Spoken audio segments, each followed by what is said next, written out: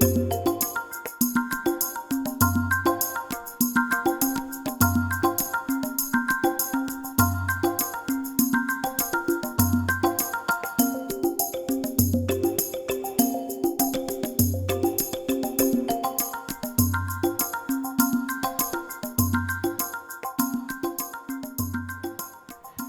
and Namaste. This is a very important session because this is going to tell you about the shortcuts which can be used by the numpad keys on your keyboards. I am sure people having desktop are already familiar with what numpad is.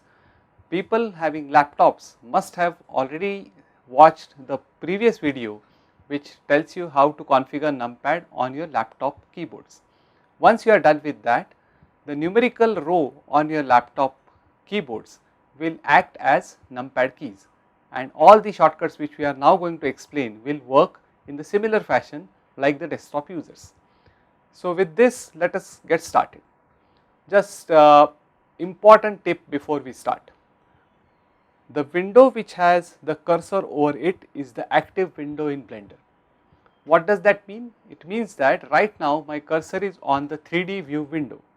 So all the shortcuts whichever I will type on my keyboard will be applied only to this window, only within the objects in this window.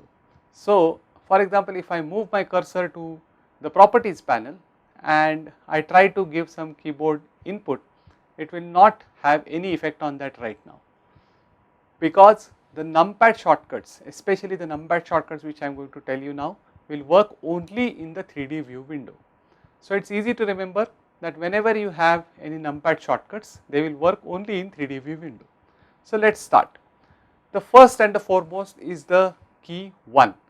Now the key 1 will tell you the front view of the object. So if you open your Blender scene, typical Blender scene as you have, and you press 1, it will show you the frontal view of the cube, which is the default object. The key on the top of 1 at the extreme top is 7. So logically it will show you the top view. So just try and press 7, you will see that it will show the top view.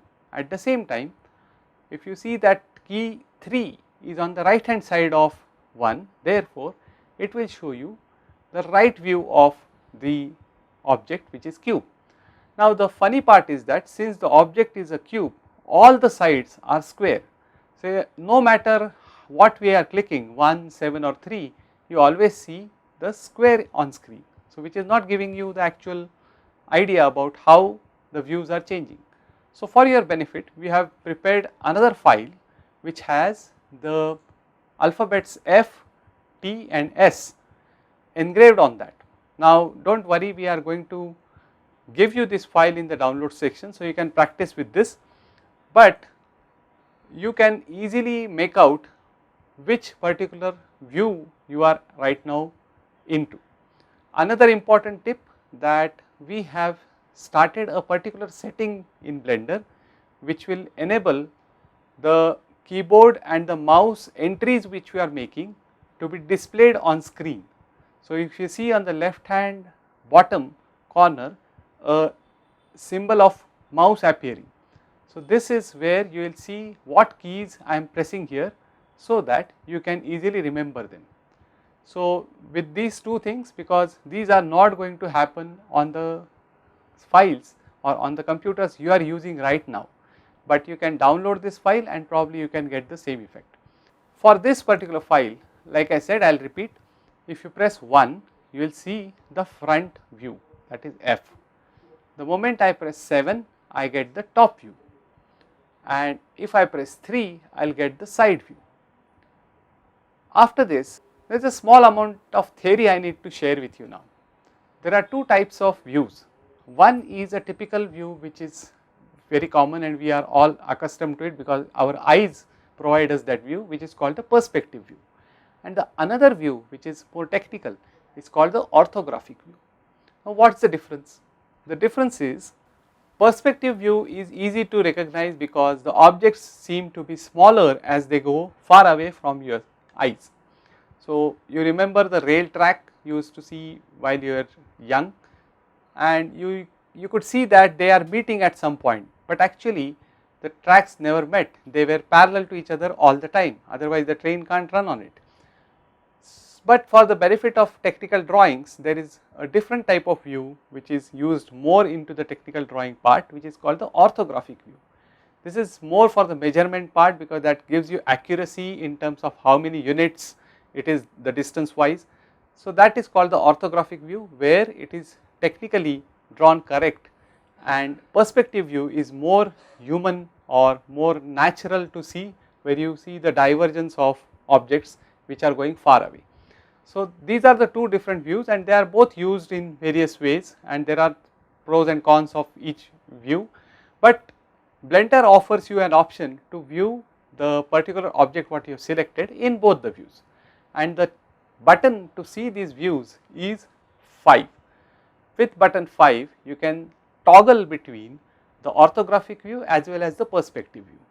Like what you can see it right now, the perspective view object has slightly tapering ends at the bottom or even at the top where the T is written, but the moment you press 5 again, then the box does not have that tapering edges and it is flat from all sides with the units which can be measured very easily because they are the same distance. This is called the button 5 for the perspective and orthographic toggle view. The next particular shortcut which I wanted to show you is about the camera view. Now what is a camera and how do you set it, all these things will be explained in detail in the coming segments, because that is when we are going to spend a lot of time and detailing about how to use this particular camera.